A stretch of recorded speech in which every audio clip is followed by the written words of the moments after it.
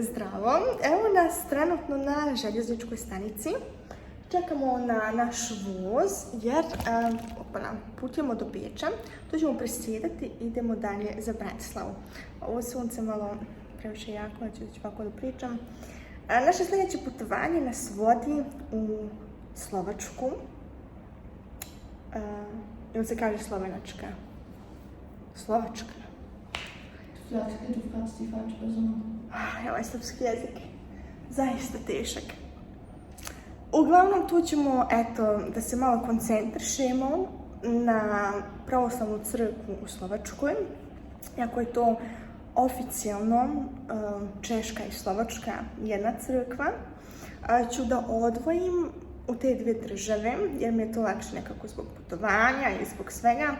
Tako da će ovaj put da se sve radi u jednoj državi, a jednog dana kada dođe prilika ću i da obiđem i Češku i da vam tu predstavim također pravoslavne svetinje. I više ću ići malo i koncentrišat ću se malo više na istoriju, šta se to sve izdešavalo, malo i možda da uđemo u taj slovenački narod, da nešto saznamo o tome i generalno ćemo mnogo biti u crkvi, ima dosta bogosluženja i ne znam, možda da se dođe do te neke prilike da uđemo jednostavno u neki razgovor s nekim od parahijana, prosto da se ispričamo, ne znam, vidjet ćemo sve kako će to da bude, ali to je sad u planu, malo drugačije putovanje, dosta toga ću da ovako snimam i to je za sad to. Kada sam rezervirala sjedišta u vozu, nisam gledala da smo u dijelu za porodice i ovdje bukvalno sve izgleda za djecu. Ovo je sto, možemo se igrati, tamo ima mali televizor, a dosadno vam sigurno neće biti.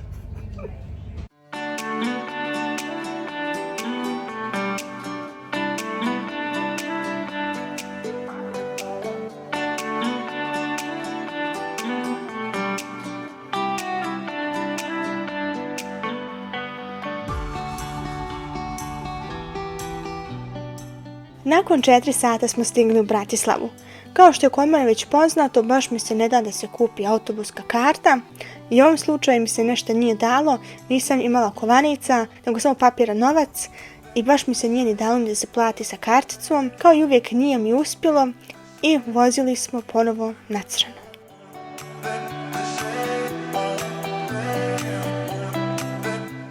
Konačno smo došli u hotel, malo da se sad smjestimo. Pokazat ću vam hotelsku sobu, to uvijek inače pokazujem na kraj godine kada budem snimala ranking o svim putovanjama cijele godine. Tu uvijek ubacim i hotele i pričam više o njima, tako da ćete tek tad saznati moju recenziju. I ništa, ćemo se odmoriti, pa kasnije u 5 sati je večernja i mislili smo da tamo prisustvujemo. Evo nas sad na stanici.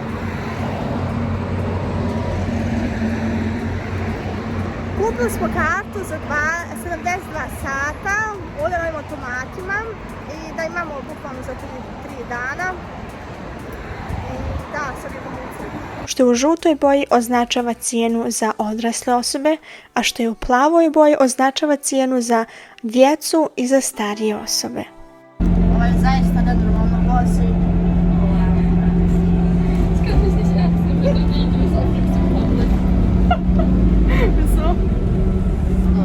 Zašto se nalazimo u autobusu? Šta? Mi smo zadnji prvi koji snimaju.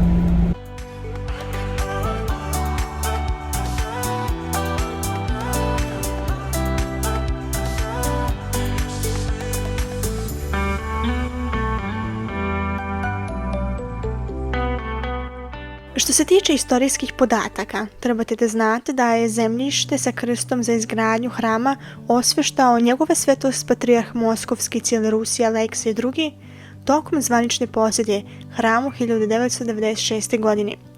Kamen temeljac osvijetio je njegova svetost Vartolomej II, arhijepiskop Carigradski, Novorimski i Vaseljenski patrijarh tokom svoje zvanične posjete 1998. godine. 2002. godine, na dan Svetog Rastislava, njegovo blaženstvo arhijepiskop Prešovski Nikolaj, mitropolit Češko-Slovački, osvještao je temelje hrama i postavio mošti svetog mučenika Vladimira, mitropolita Kijevskog. Nova crkva posvećena je Svetom Rastislavu, čiji se sveti ostaci nalaze na nepoznatom mjestu u Regensburgu. 2013. godine arhijepiskop Prešovski Rastislav svečano je osvještao novosagrađeni hram Svetog Rastislava.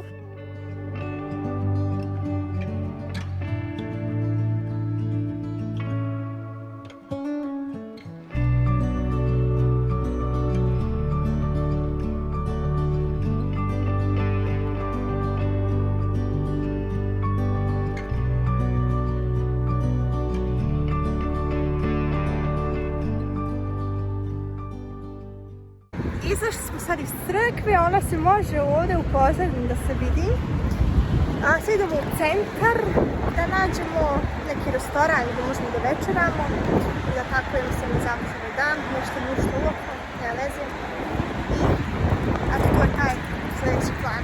Jedna od najfascinantnijih geografskih karakteristika Bratislave je to što je jedina prijestolnica na svijetu koja se graniči sa dvije nezavisne zemlje, Austrijom i Mađarskom. Smješten na obalama Dunava, grad ima jedinstvenu stratešku poziciju kao presjek više kultura i istorija. Nevjerovatna je i blizina Bratislava Beču. Oni su dva od najbližih prijestolnica na svijetu, razdvojeni samo 55 km. To je tradicija kod mene da na svakom mjestu moram da probam picu. Zašto picu i zašto baš picu margaritu? Jer je to jednostavno jedno neutralno jelo, a uvijek identično, simpa i svugdje po svijetu toga možda jedeš. Tako da sam rekla, to će biti taj test u svakom gradu. Bukvalno u svakom gradu sam ga probala. Počeši od Sofije prošle godine, tad smo počeli ovo da radimo. Sad ćemo da probamo kako je ovaj iz Bratislave, da li je mogu preporučiti ili ne mogu.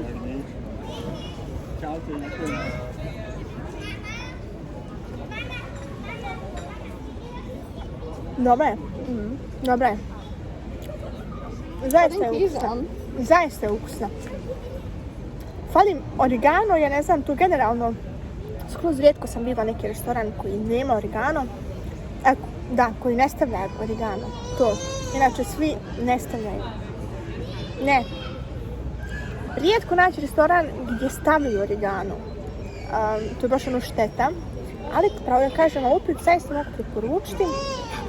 10 eura i 50,5 je ok cijena. Mada se mi nalazimo u glavnom gradu i po centra bi rekla da je sasvim cijena ok. I šta? Možemo dalje uživati u picu. Ovdje sam vam snimila restoran da možete da zapišete ime i kada budete dolazili u Bratislavu da obavezno kod njih probate jednu picu. Važnost lokacije Bratislave dodatno je pojačana graničnim trouglom gdje se Slovačka, Austrija i Mađarska susreću direktno ispred grada. Ovo izvanredno čvorište odigralo je ključnu ulogu u kulturnom i ekonomskom razvoju Bratislave. Raznovrsna mješavina uticaja je očigledna u gradskoj arhitekturi, kuhinji i višejezičnom stanovništvu. Dobro jutro svima, malo smo još pospali, ali danas je subota i opet smo na stanici, čekamo na autobus. Idemo u crkvu jer se danas služi liturgija. Mi nismo znali da smo kartu našu trebali da ovdje uštekamo da bi bila validna, tako da smo vozile cijelo vrijeme na crno. Da se ponovo javim, liturgija je zaista bila divna, mnogo nam se dopalo, bila je kratka, sat vremena, to nas je jedino malo začudilo, ali sve samo je bilo zaista divno i čak sam mogla i da odem na ispovijest, što mi je mnogo značilo. Bili smo sad malo u hotelu, odmorili se i sad idemo do Dunava da se malo prošetamo i da se popnemo na taj UFO Tower. Taj UFO Tower i uopšteno taj cijeli most je sagrađen u 70. godinama prošlog vijeka. Izgradnja novog mosta nije bila bez kontroverzi. Za izgradnju mosta srušen je veliki dio starog grada, uključujući skoro cijelu jevrijsku četvrt. Danas je most svjedočanstvo burne istorije grada i održava drastične promjene koje je Bratislava doživjela u 20. vijeku. Njegova izgradnja je zauvijek promijenila gradski pejzaž, ali i postavila temelje za budućnost u kojoj će se njegovati jedinstvene strukture i dizajn. Sad smo došli do tog UFO Tower. Ja ne znam da sam ja toliko glupa kao što moja sestra to tvrdi. Ja. Ali, online je pisalo 11,90 plaćaš ako želiš, čekaj moram staviti načele. Ako želiš da odeš gore do platforme van da gledaš grad. A online je pisalo ima restoran, ima taj kafić, i tu nije pisalo da se to treba platiti. I za mene je logično bilo, otićemo samo u kafić, i što plaća 200, samo da gore popala se stepence, glala grad, da me promaj ubije. Das ist alles zugeflossen. I sad, moja sestra kaže da je to naravno da se treba plaćati 11,90. Zašto? 12 za lift. Za jedan običan lift koji ide na koso i ne ravno. Ja si pravo mislila da moraš samo platiti 4 eura. Sad, samo zato što ideš gore u restoran. 4,90 košta piće, najjeftinije. Ja si pravo mislila da samo moraš platiti nešto za piti i da onda možeš otići još gore. Pa znam se ko će samo da ide film da lijepo jede u restoran. Onda ipak se mora platiti. Pa 12 eura za lift, 12! Da ne kažem eura. Da sad... Da, znam da je skupo, ne kažem da nije skupo. Da je nešto 5 eura, pa hajde gore dolje, ne znam, što 12 eura čovječe, nisam toliko pala s Marsa plati. Da, znam, skupo je, ali nisam ni mislila da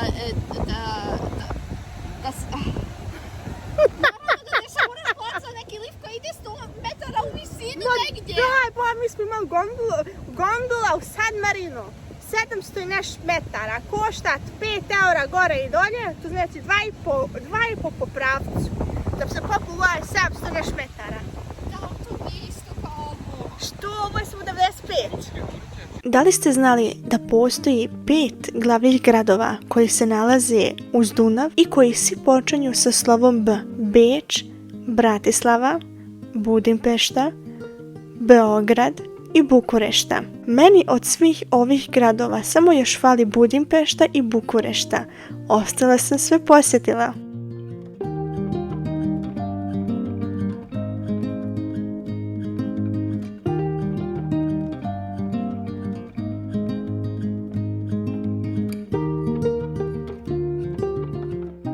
Kao malo osvježenje probali smo dobro poznate palačinke iz malenog restorana Funky Punky Palačinki. Bilo je veoma ukusno i mogu vam ga preporučiti. Druga pravoslavna crkva u Bratislavi je posvećena Svetom Nikolu. Ona je podignuta 1661. godine i ona je rano barokna građevina podignuta na mjestu prvobitne gotičke crkve ispod Bratislavskog zamka. Sagradila je udovica Palatina Pavla Palfija, Františka Kuen. Od 1945. godine koristi ga pravoslavna crkva, a od 2002. godine crkva Svetog Nikole u vlasništvo pravoslavne crkve.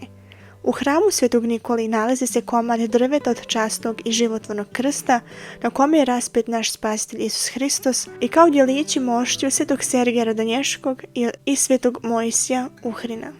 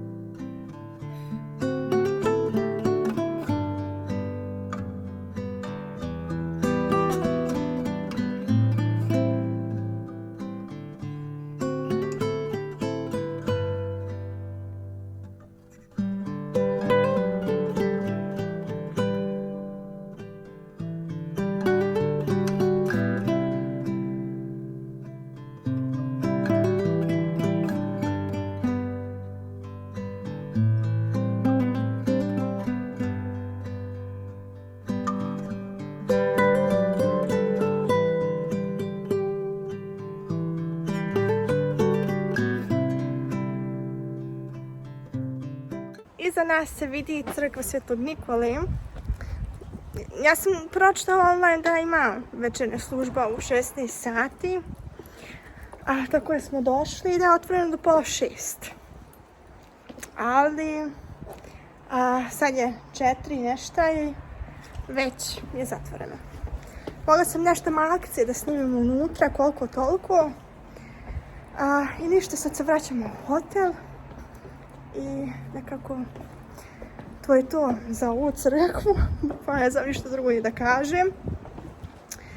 Unutra neobična, ali o tome ću vam naknadno sve da objasnim. Ali pravo da vam kažem, više mi se naravno sviđa ona posvećena Svetom Rastislavu. Mene je do sad Bratislava mnogo iznenadila. Nisam očekivala da će mi se toliko dopasti ovaj grad, a ono čemu se najviše čudim jeste da sam osjećala tu duboku povezanu sa slovenačkim narodom. Mislim, ipak smo mi jedan slovenski narod.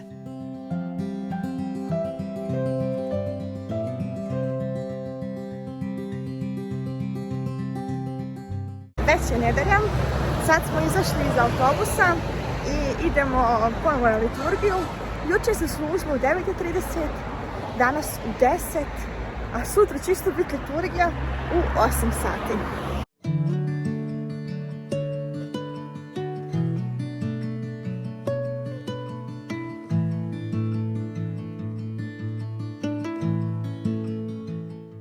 Iskoristila sam sad ovo malo mjesto da vam sad nešto više kažem o istoriji pravoslavne crkve u Slovačkoj kao i Češkoj, jer to je jedna crkva. Ima ovdje malo svoj tekst koji ću par puta da pogledam jer ne mogu sve da upamtim.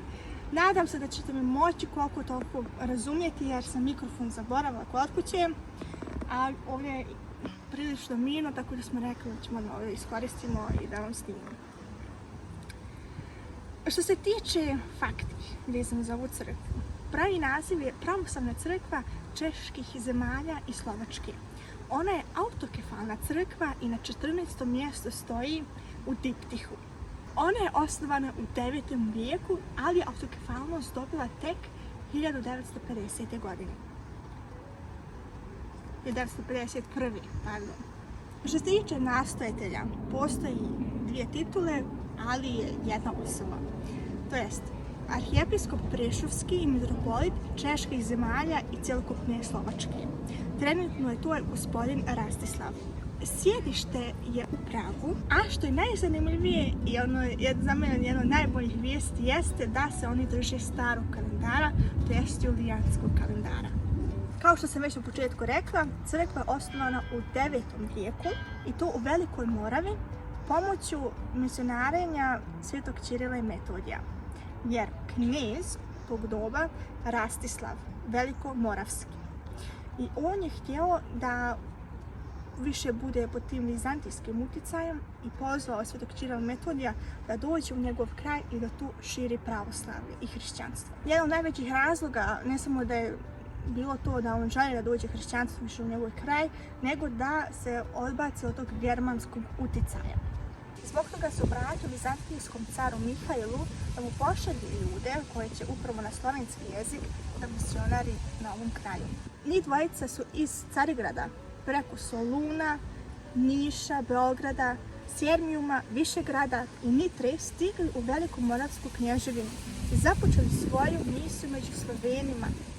Ali nakon njihove smrti je ponovo počeo taj latinski, germanski utjecaj u tim krajevima, zbog čega je došlo do toga da ih je sada većinom katolika u ovom kraju. Nakon crkvenog raskola 1054. godine je dio današnje Češke i Slovačke upalo u restrikciju rimokatoličke crkve. U 19. vijeku raste već pravoslavna zajednica, pogotovo pod utjecajem Srba, jer su Srbi tada pogotovo bili naseljeni u Mađarskoj, sigurno vam to nešto kaže mjesto Sant Andrej. I zbog toga je onda se uključila Srpska pravoslavna crkva i nastala je eparhija Češko-Moravska. Problem je onda dostao kada su pojedinci pravoslavni hrišćani se obratili Carigradskom patrijarhu da dobiju svoju arhijepiskopiju, ne obrativši se prethodno srpskom patrijarhu, jer je on tad bio nadležni samom kraju. Dodatno je došlo da su pravoslavni hrišćani u istočnoj Slovačkoj htjeli da imaju svoju zasebnu eparhiju u sklopu Srpske pravoslavne crkve. Odluka je bila od strane Srpske pravoslavne crkve da osnovaju eparhiju Mukačevsko-Preševsku. Nakon prve bečke arbitraže je Mukačevo prešlo u Mađarsku. I ne samo to, nego i nakon Drugog svjetskog rata je jedan dio u istočne Slovačke pripalo SSR-u i taj dio pravoslavnih hrišćana je prešlo u Rusku pravoslavnu crkvu i nisu više bili sastav Srpske pravoslavne crkve. Odgovor Srpske pravoslavne crkve jedino mogao da bude da ostane jedino eparhija Preševska. Nažalost, u oba svjetska rata su masovno svešteni klir pravoslavni, a i mnogi pravoslavni hrišćani bili ubijeni. Tako da je bio odgovor opet Srpske pravoslavne crkve da dadne Čehoslovacima autokefalnost i to je bilo 1951. godine. A svi znamo da u 90. godinama je Čehoslovačka bila podijeljena u Češku i Slovačku, ali je ostala autokefalnost u obe crkve, to jest to jedna crkva. Ali eto, samo što su u dvije različite države. Što se tiče eparhija, postoji 4 eparhije u ovoj crkvi. To je Praška eparhija, Olomoucko-Brnjanska eparhija, Preševska eparhija i Mihajlovsko-Košicka eparhija. Kada gledate na Google Maps i ukucate pravoslavne crkve, odnosno Orthodox Church, možete da vidite da većinom pravoslavnih crkava, sad vezano za Slovačku, je više u istočnoj Slovačkoj, pogotovo oko Prešova. Ovdje u Bratislavi ima samo 2 crkve, jedna se nalazi direkt ovdje pored mene, slabo se vidi, a druga je posvećena Svetom Rastislavu koju ste vidjeli u prethodnim videima i koju smo definitivno obišli. Sad za facit, pošto ovo je sad predzadnji dan, sutra se već vraćamo, a što mogu da kažem sama od sebe?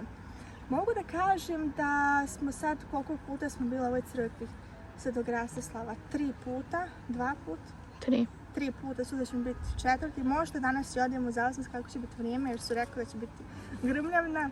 A mogu da kažem da sam oduševljena, da nisam nikad imala taj prvenstveni cilj da obiđem sad ovu državu, da obiđem ove pravoslavne hrišćane u ovoj državi, jer kada mi mislimo o pravoslavnoj crkvi, mi prvo mislimo na Ruse, na Grke, mi Srbi, možemo onda reći Rumuni, Bugari, Gruzici i to je to. Da sad mi spomenemo nekako ove države, Češka, Slovačka, ne vjerujem da je ikad neko mislio da ovdje imaju pravoslavci, pogotovo da imaju svoju crkvu. Njih je trenutno manjina, ali vidim da broj raste, kao i po statistikama koje se mogu pronaći. Vidim da su u slogi, da imaju svoj mir, da nekako sam tu duhovnu zbližnost, ne znam kako se tačno može reći, najviše osjetila trenutno u toj crkvi Svetog Rastislava, kada sam posmatrala taj narod i kada sam vidjela da se svi raduju, da se svi pričešću, da ne znam kako to da opišem, nego da sam zahvalna da sam otišla na ovo mjesto i da sam mogla i pokazati i ovaj dio pravoslavlja koji je malen je broj, ali to ne znači da nisu tu i to ne znači da su malo vredniji nego nas koji smo eto više u broju. I sam broj ne znači ništa ako ste dobar čovjek, ako ste dobar pravoslavni hrišćanin, to je ono što Gospod želi od nas. I eto, jednostavno, ne smijemo zaboraviti da i postoji ovaj kraj, iako su manjina, iako je pretežno sve katoličko, ipak ima nas i ovdje. Slava Bogu. Dvorac u Bratislavi je jedna od najpoznatijih atrakcija u cijelome gradu. A da li ste znali da su Austrijske Alpi udaljeni više od 100 km od Bratislave? Ako su vremenski uslovi povoljni, možete ih je vidjeti golim okom sa kule zamka.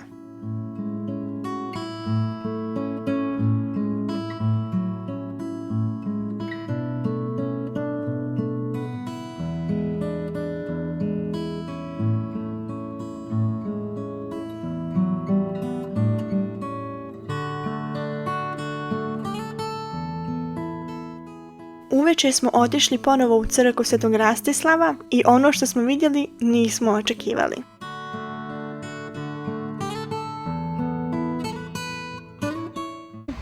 Nikad nećete vjerovat šta nam se desilo.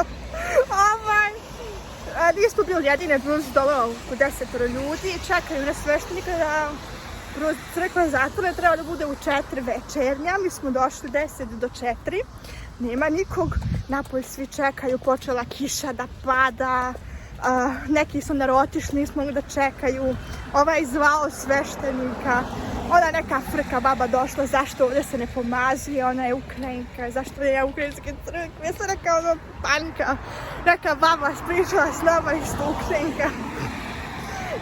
Dolaze neki iz daleko, vidi se po registraciji, kao krštenje, to znači kako krštenje u ovo doba, nema sveštenika, kako će biti krštenje večernja bez sveštenika. Mi čekamo kada nakon dobrih 45 minuta dolazi sveštenik sa motorem, joj, kacgom, kažem ja, ovo je cool bačuška, ovo je zaista cool bačuška.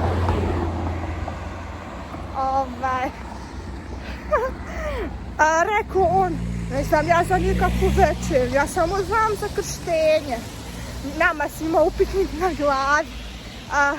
Rekao, evo sad ću otvoriti crkvu. Onda drugi rekli samo se pokloni i mi isto upli se poklonimo. Sad izašle i toliko je interesantno i zanimljivo. Prvi put da mi se to desilo. Nalazimo se trenutno u Kauflandu ovdje u Bratislavi. Ima previše izbora hljeba, ne znam šta da uzmem. Imate volku, imate ovdje. Da uzmem gotovi hljeb, da uzmem njifice. Tamo, ja, cijeli red, samo tost, samo nekih izbibar, kada morate nešto piše cesnakovim maslom. Maslo je öl Da. och rabuta. Det sätter sån mas i en kvarterbaguette. Ja samo krojite ga i namješam na ja ću sad ovaj hljeb ili ovaj dolje. Det är sån besavas. Ovaj, onda imamo i za sutra. Kauft man gleich Sachen für morgen? Mada. Wir reisen morgen zurück. Vidite, srpski ne razumijete ljudi. Vraćamo se sutra nazad, pa zato moramo gledati što ćemo ponijeti na putovanje. Što traje 4 sata nazad u našu lijepu Austriju. Ne treba. Idemo. Eto, to je to i hvala što ste nas pratili. Šta je ovo? Kakva vegeta? Original? Ma kako? Da vidimo dakle dolazi. Češka republika. Jeste li vi normalni? Pa ne možete vi ovo iz Hrvatskoj se proizvodi. Ovo je naš balkanski proizvod. Ali ja ne mogu drugačije da ja ovo kupim. Ja ću ovo da probam kod kuće i onda ću da kažem da li ovo valja, ne valja. Ali ja znam da ne valja. Ništa pored naše vegete ne može da prođe. Okej. Oči smo u prodavnicu samo da uzmemo jest i vode. A od toga nije bilo ništa, jer jedna kesa je kod sestre, a ovo smo kupili isto. Dobro, nije strašno, 35 eura, mislim. 34. Ma taj, to nije ništa jeftinije nego kod nas u Austriji. Kod nas u Austriji za 30 eura možeš samo dobiti pola kese. Da. Okay. Uglavnom, sad smo gotovi. Čekamo na autobus, doće za 8 minuta. I to je to za danas. Ajde.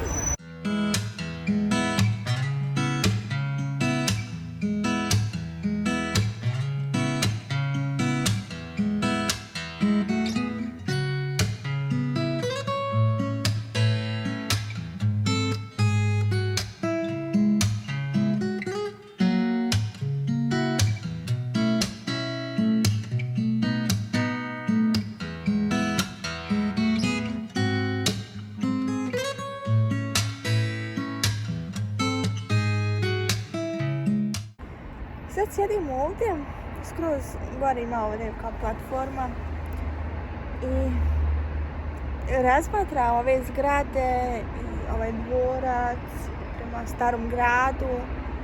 I nešto bi ono palo na gledajući gdje je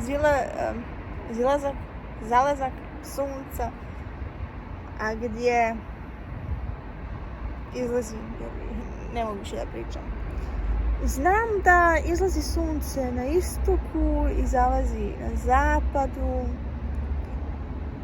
I palo mi tu na crkva uvijek gleda prema istoku kod nas, odnosno oltar je uvijek na istočnoj strani.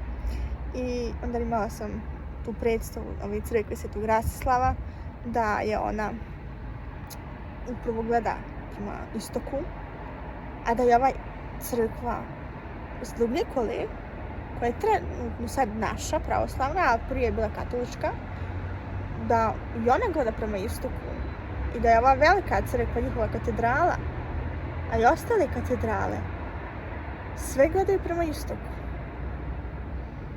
Što je veoma zanimljujuća činjenica, koja mi jednostavno daje saznanje da je ovo sve bilo pravoslavno prije puno vijekova i kako se to sve promijenilo. I da se takva činjenica ne može ukloniti. A to što je sad to katoličko, to je sad druga stvar. Uopšte nije sad ova tema priče. Nego jednostavno je to nekako, ne znam, palo sad na da baš o tome razmišljam u ovom momentu i ne znam, što vi mislite o tako nešto? Kada to nešto vidite? Pišite mi dolje u komentarima.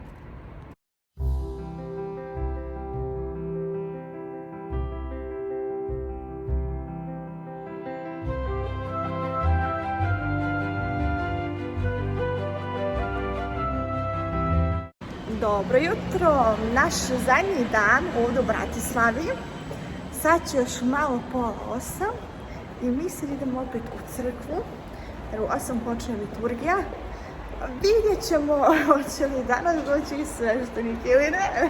Došao je sveštenik, služila se liturgija. Toliko mi je bilo teško da smo izašli iz crkve, jer sam znala da je to sad bio zadnji put da ćemo otići, makar za ovo putovanje. Uputili smo se do tramvaja da bi se s jednom posebnom linijom vozili, o kojem ćete saznati uskoro. Na naš drugi dan smo već ugledali ovaj prolaz i bilo nam je zaista interesantno kuda vodi ovaj prolaz. Nalazi se ispod dvorca u Bratislavi i rekli smo zadnji dan kada budemo bili moramo da se vozimo sa tramvajom, da se makar vozimo jednu stanicu da vidimo gdje tačno ide i da se onda opet vratimo nazad i zaista nam se dopala ova mala vožnja.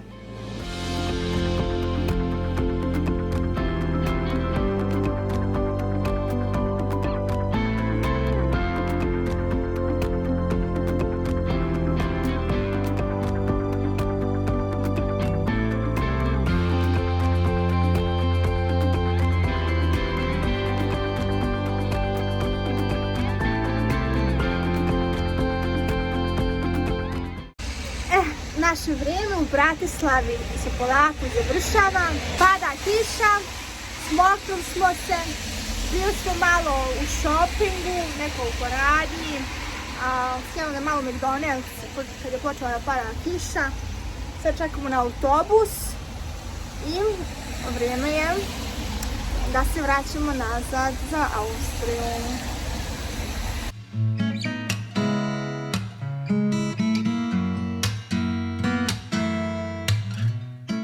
Nalazimo se sad na željezničkoj stanici i toliko je ružno, ne znam, ovo je najružnijih stanica koju smo kad vidjeli. A naravno da smo mi previše rano došli, to je ono tipično za nas. Imamo još 45 minuta. Ok, bit se dobro.